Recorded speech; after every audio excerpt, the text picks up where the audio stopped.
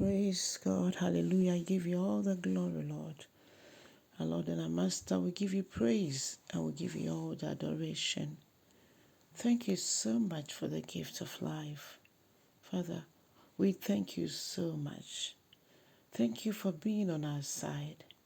Thank you for being our Father. Thank you, O God, for giving us authority to become your children. Thank you so much that anyone who has accepted you as Lord over his or her life, Father, you are with that person. Today is another day and it begins another working week. Father, I pray, O God, that you grant unto us, O God, our heart's desire. And our heart's desire is that you let us know you better so we can trust you, we can rely on you. Father, we can know you as our God. We pray that as the deer panted for water, so, O God, our souls panted after thee. So, Lord, feed our souls so that we'll never be thirsty again, like you told the woman of Samaria. Thank you in Jesus' mighty name. Hallelujah. People of God, today begins another working week. And without God, without his guidance, we can do nothing. So, Spirit of God, lead us through your word in Jesus' name.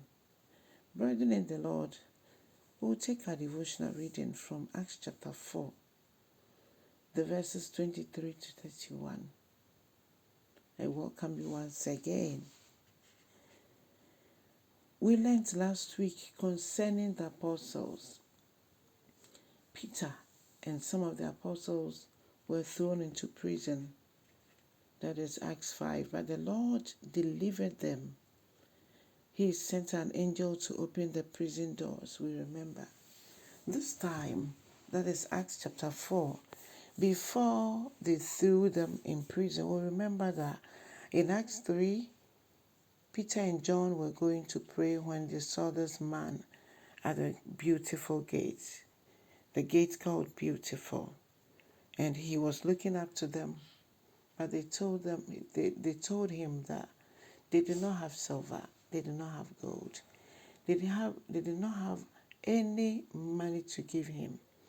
But what they have, they give unto him. That is, in the name of Jesus Christ of Nazareth, he should stand up and walk.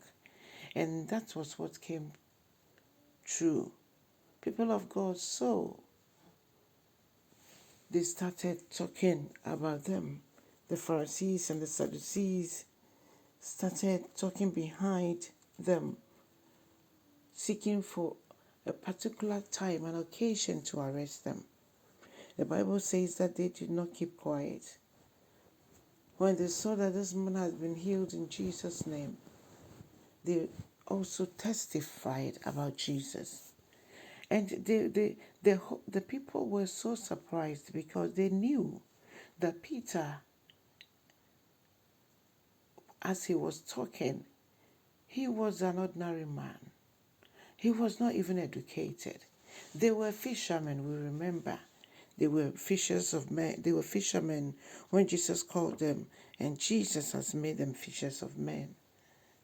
The Bible says that when they narrated the whole thing to the other apostles, they all with one accord prayed. And when we read verse 31, it says that the place where they stood also shook, and they experienced the power of the Holy Spirit, people of God. It means that when the Spirit of God comes into a person, we can never remain the same. Today, many think that it is only speaking in tongues. Yes, it is one of the evidences. And when we pray in tongues, many things happen in the spirit world. But that is not all. When anyone prays in tongues, it means the Spirit of God lives in that person. So we need to portray the life of Christ. We need to portray the life of Christ. May He take control of our life today. Oh, precious Holy Spirit, anoint us with your fire. Anoint us with your power so that we will never remain the same. Wherever we reach, O God, let your power be experienced. With one accord we pray as your children that help us to remain united.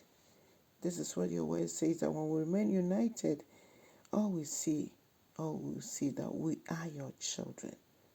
Thank you so much for the love you demonstrated towards us, that whilst we were yet sinners, you died for us. May we also devote ourselves to your work. Thank you in Jesus' name. Amen.